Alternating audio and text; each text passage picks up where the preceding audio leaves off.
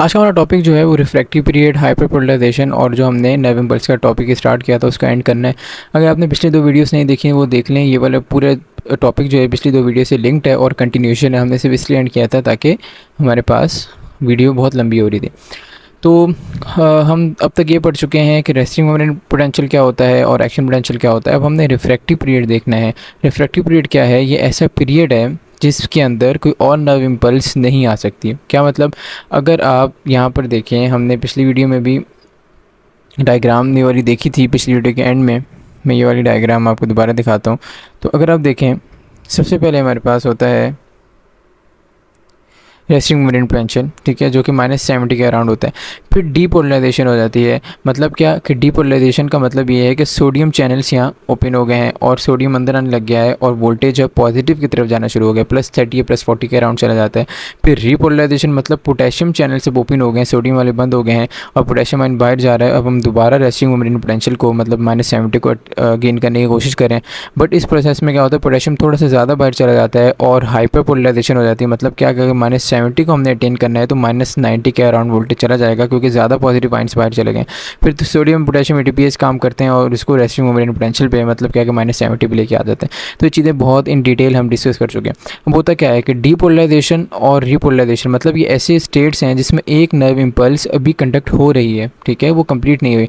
तो इनको हम कहते हैं एब्सोल्यूट रिफ्रैक्टिव पीरियड। क्यों? क्योंकि इसके अंदर ऐसा पीरियड है, इसके अंदर हम अगर इस स्टेट में या इस स्टेट में कोई और नर्व इम्पल्स हम यहाँ पर ला के इसके ऊपर सुपर इम्पोज करना चाहें, मतलब हम ये करें कि एक नर्व इम्पल्स कंडक्ट हो रही है और इसके ऊपर ही दूसरी कंडक्ट हो जाए, तो पॉसिबल नहीं है।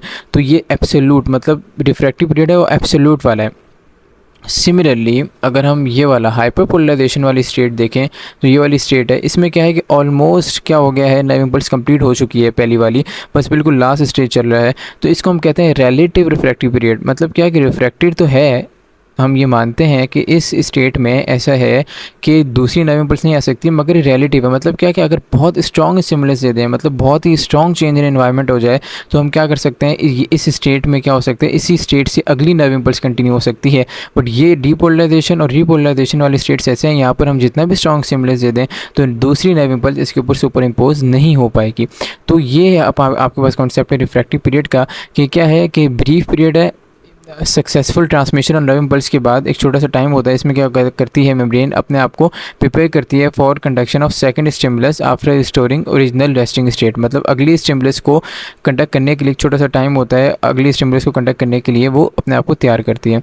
अराउंड 2 मिली सेकेंड का होता है बस। इसमें क्या होता है, ATP जो ड्रिवन पम्प्स हैं, ठीक है, ये यहाँ पर ये वाली ATP ड्रिवन पंप वाली बात जो है ये रिलेटिव रिफ्रैक्टिव पीरियड की करें। क्यों? क्योंकि हाइपरपोलराइजेशन जब हो जाती है तो सोडियम पोटेशियम ATPase काम करते हैं और इसको दोबारा रेस्टिंग मोमेंट पोटेंशियल पे ले आते हैं। पिछली वीडियो में बहुत डिटेल में डिस्कस किया था।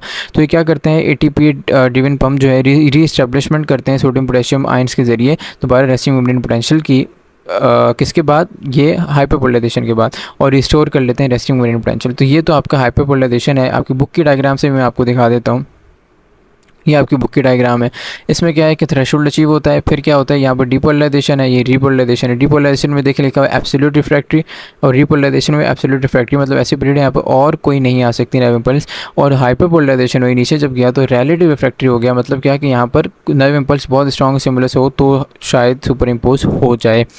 तो ये तो हो गया रिफ्रैक्टिव पीरियड का कॉन्सेप्ट। अब हाइपरपोलराइजेशन क्या है, ये भी हम एक्चुअली डिस्कस कर चुके हैं। हाइपरपोलराइजेशन पिछली वीडियो में भी और इस वीडियो में मैं बता चुका हूँ कि क्या होता है कि जो पोटेशियम चैनल्स ओपन होते हैं तो ज़्यादा पोटेशियम लीक कर जाता है और -70 जगह -90 हो जाएगा। तो repolarization causes and overshoot in potential of the cell. मतलब रीपोलराइजेशन हो रही थी, थोड़ा ज़्यादा हो गया, ओवरशूट हो गया, ठीक है। तो पोटेशियम आयन क्या करते हैं, continue to move out potassium channels, ठीक है। मेन रीज़न ये है, बट इन्होंने सेकेंडरी रीज़न मेंशन कर दिया कि क्लोराइड इन्फ्लक्स भी हो सकता है थ्रू क्लोराइड चैनल, बट बहुत माइनर रीज़न है। आप इतना इसका नाम भी ज़हन में रखें, मसला नहीं है। बस आप अगर MCQ के लिए याद रख लें, क्लोराइड भी अंदर आ सकता है और ज़्यादा नेगेटिविटी कर सकता है। तो ये रेस्टिंग मोमेंट पोटेंशियल से भी एक्सीड हो जाता है, ज़्यादा चला जाता है और सेल जो मेम्ब्रेन पोटेंशियल है बिकम नेगेटिव देन दी रेस्टिंग मोमेंट पोटेंशियल, जो कि क्या है -70 -75 है। इससे भी ज़्यादा नेगेटिव हो जाता है जो -90 के अराउंड वैल्यू होती है, ठीक है। और इसको कैसे दोबारा अचीव किया जाता है, सोडियम पोटेशियम ATPase या सोडियम पोटेशियम पंप के ज़रिए दोबारा रेस्टिंग मोमेंट पोटेंशियल को अचीव कर लिया जाता है। अब वेलोसिटी ऑफ नर्व इम्पल्स है, देखिए अब मैं आपको इसका कॉन्सेप्ट थोड़ा ब्लैंक पेज पे दूंगा। ये कॉन्सेप्ट जो है वो है तो आसान, मुश्किल नहीं है बट थोड़ा सा समझने वाला है। देखिए वेलोसिटी ऑफ द इम्पल्स में दो चीज़ें होती हैं। पहली क्या, माइलिनेशन। माइलिनेशन का क्या मतलब, हमारे जो न्यूरॉन होते हैं उसके तीन मेन पार्ट्स हैं, डेंड्राइट जो कि ऊपर से रिसीव करता है जो भी सिग्नल होता है, फिर सेल बॉडी और नीचे एक्सॉन। जो एक्सॉन है इसके अराउंड कभी कभी किसी एक्सॉन के अराउंड होती है, किसी के अराउंड नहीं, फैट की शीट होती है, इसको माइलिन कहते हैं, ठीक है। और इसके बीच में जो एरिया है इसको नोड ऑफ रेनवियर कहते हैं, ठीक है। तो अब होता क्या है कि जो एक्सॉन वाला रीजन है इसमें जो नोड ऑफ रेनवियर में, एक नोड ऑफ रेनवियर है जा रहे हैं यहाँ पर, दूसरा नोड ऑफ एनवियर होगा, तो ये जो नर्व इम्पल्स है जंप करती है एक नोड से दूसरे नोड में, फिर तीसरे नोड में, तो ये स्किप करिए, ये वाला जहाँ माइलिन मौजूद है स्किप कर दिया, दूसरे माइलिन को स्किप कर दिया। जब वो रीजन को, एरियाज़ को स्किप करेगी, सारे एरिया को स्किप करते हुए आगे जा रही है तो फास्ट कंडक्ट हो जाएगी। और क्यों एरिया को स्किप करती है, जहाँ पर माइलिन फैट की शीट मौजूद है वहाँ पर जो है वो जो आयंस की मूवमेंट होती है, जो पूरे एक्शन पोटेंशियल को जनरेट करती हैं, पिछली दो वीडियोज़ में वो डिस्कस करते आए हैं, तो वो नहीं हो पाती। तो इसलिए जहाँ पर नहीं मौजूद, मतलब ये एक्सॉन मैंने बनाया और ये माइलिन है, फिर ये माइलिन है, ये गैप क्या कहला रहे हैं, नोड ऑफ रेनवियर, तो यहाँ पर आयंस की मूवमेंट हो पाती है। और ये आयंस एक नोड ऑफ रेनवियर से फिर अगले पे जंप कर जाएगा, अगले पे जंप कर जाएगा। तो यहाँ जहाँ जहाँ माइलिन मौजूद होगी वहाँ क्या होगा, वहाँ पर नर्व इम्पल्स कंडक्ट नहीं हो, मतलब वहाँ पर जो है वो आयन की मूवमेंट नहीं हो पाएगी, तो जंपिंग हो रही होती है। इसको, इसी को हम कहते हैं सॉल्टेटरी कंडक्शन। सॉल्टेटरी इसलिए क्योंकि वो एरिया स्किप कर रहा है, इसलिए जल्दी कंडक्शन हो जाती है। एक रीज़न तो ये हो गया आपके पास। अब दूसरा रीज़न क्या है, दूसरा रीज़न भी आसान है, मुश्किल नहीं है। दूसरा रीज़न मैं, चलिए उसी को मिटा के ऊपर में लिख देता हूँ। हमने एक रीज़न तो देख लिया, अब हम दूसरा रीज़न भी यहाँ पर देख लेते हैं।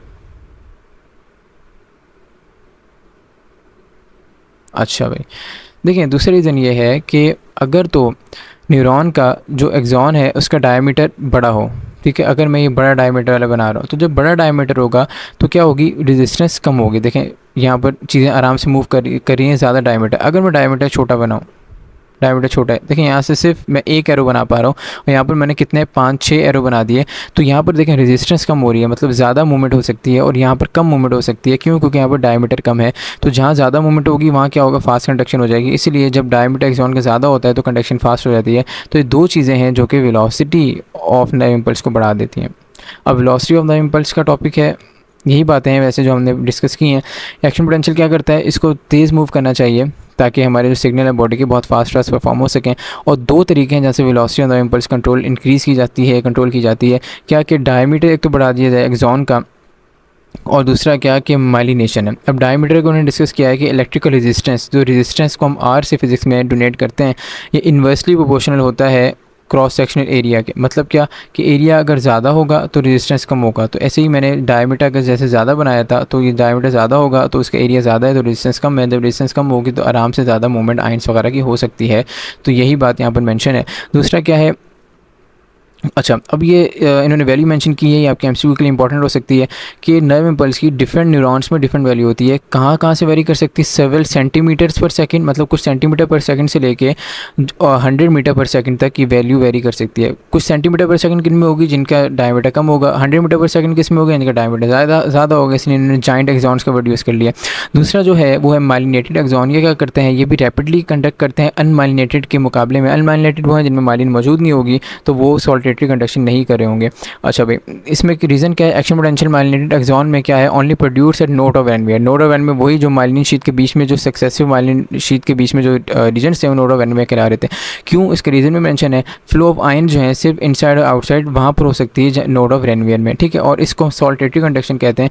और सॉल्टेटरी कंडक्शन में माइलिनेटेड एक्सॉन में जो स्पीड ऑफ कंडक्शन है 150 मीटर पर सेकंड तक भी कुछ न्यूरॉन्स में जा सकती है, ठीक है। तो इतनी ज़्यादा स्पीड भी हो सकती है। तो हमने क्या पढ़ा कि न्यूरॉन में स्पीड जो है वो वेरी करती है सेवरल सेंटीमीटर पर सेकंड से लेके 100 मीटर पर सेकंड तक। बट अगर कंडीशन जो हमने दो डिस्कस की हैं कि डायमीटर भी ज़्यादा हो और माइलिन भी मौजूद हो, तो इसमें जो बहुत सबसे अच्छी कंडीशन है उसमें 150 मीटर पर सेकंड तक भी स्पीड जा सकती है। तो ये आपका ये टॉपिक यहाँ पर एंड होता है। और हमने थोड़ा सा लंबा टॉपिक था, लेंदी टॉपिक था, तो हमने इसलिए 3 वीडियो में इसको डिस्कस किया है।